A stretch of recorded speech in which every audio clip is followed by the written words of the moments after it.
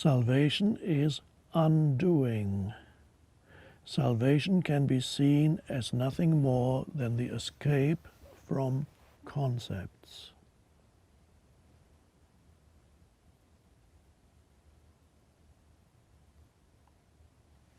So you can see that why in some other spiritual traditions use word liberation, because the escape from concepts is also the liberation from the prison of conceptual thinking. When you're identified with it, when conceptual thinking supplies you with your sense of self, then you are trapped in a conceptual prison. And that is ego, that is unconsciousness, and people don't even know it, that they are trapped in it.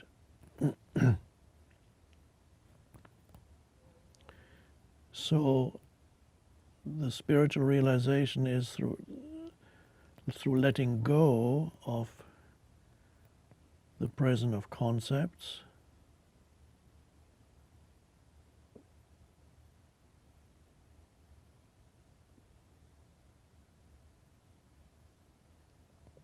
so that you no longer inhabit the conceptual reality, which is what most people do, where every perception that you have is filtered through your conceptualization. When you look on something, you immediately have an interpretation for it, you have a label for it, you have a self-reference towards it. I like it, I don't like it, etc. So there's already, you cannot see without concepts.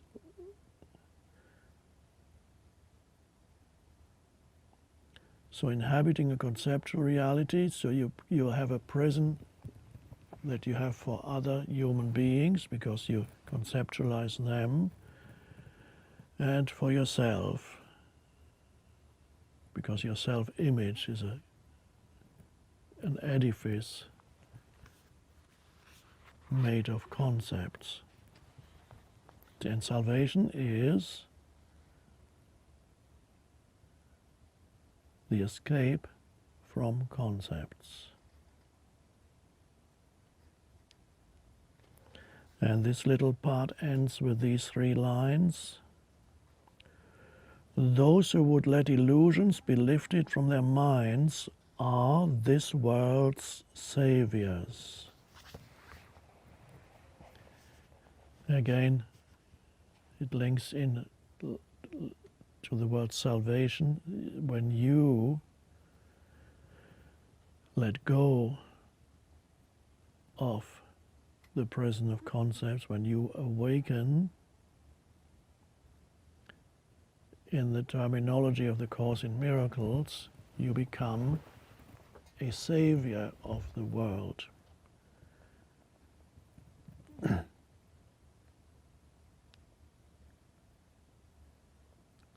Because by embodying that state of consciousness, you help others become free also. Even just by being, not necessarily by formal teaching, although you might do some teaching too. And when you embody that state of consciousness in the terminology of the Course in Miracles, you become as it calls it, you become a teacher of God. That's the term frequently used in the Course. Even though you might not necessarily teach as such, but by embodying the awakened state of consciousness, you cannot not teach. It might not even be through words.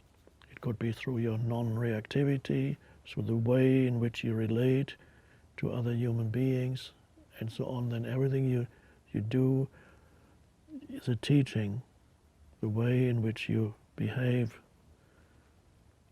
even your very emanation, because every human being, every life form emanates also a certain energy frequency.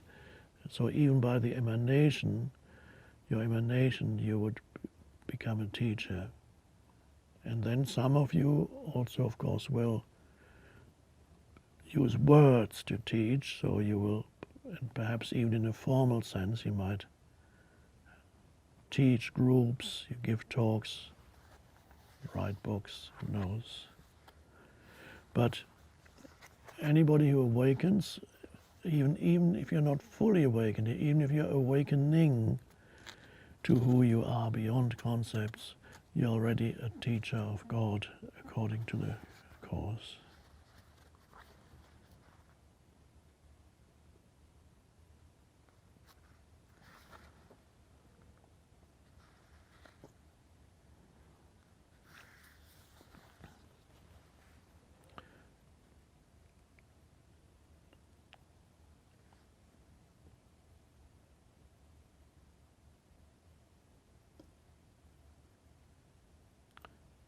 Now, these are the interesting lines here about defensiveness. When you feel the need arise to be defensive about anything, know that you have identified yourself with an illusion.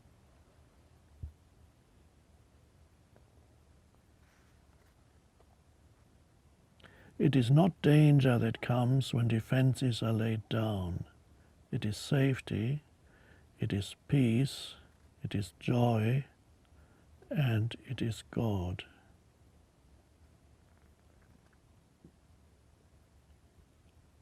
So, when you feel the need arise to be defensive about anything, know that you have identified yourself with an illusion. When you become defensive about something, then it will be something that is conceptual. You as a concept or some concept you hold that you need to defend because you have identified with it, so you are defending your sense of self, your fictitious sense of self. That means you're defending an illusion.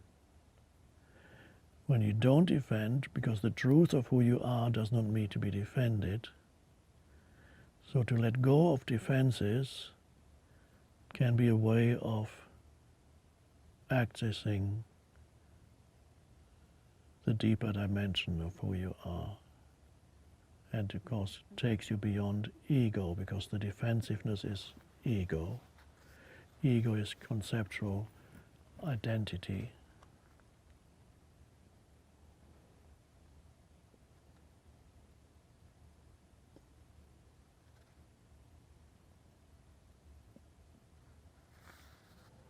And then there's one short line here.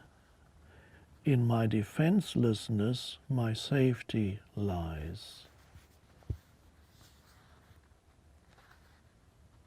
You're safe already, so you don't need to defend anything.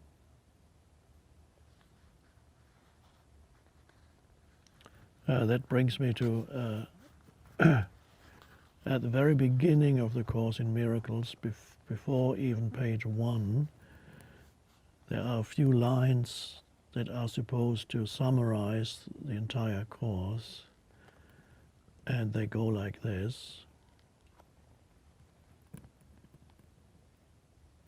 Nothing real can be threatened, nothing unreal exists. Herein lies the peace of God.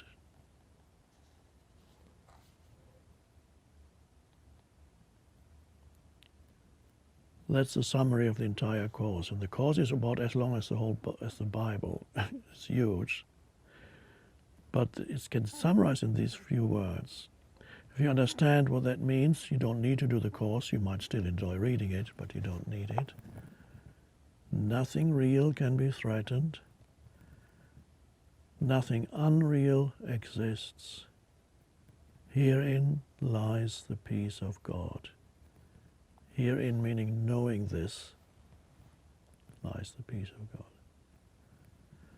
I'll just let it be at that. I'm not going to interpret those lines. I believe it's they're most powerful if you just let them sink in.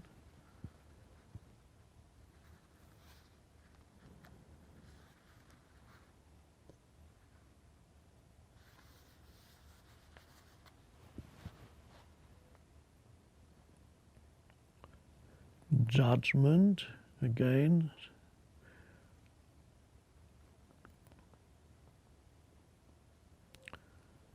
the choice to judge rather than to know is the cause of the loss of peace. The choice to judge rather than to know. So judgment is applying concepts. And then you have another dimension that Course in Miracles calls to know.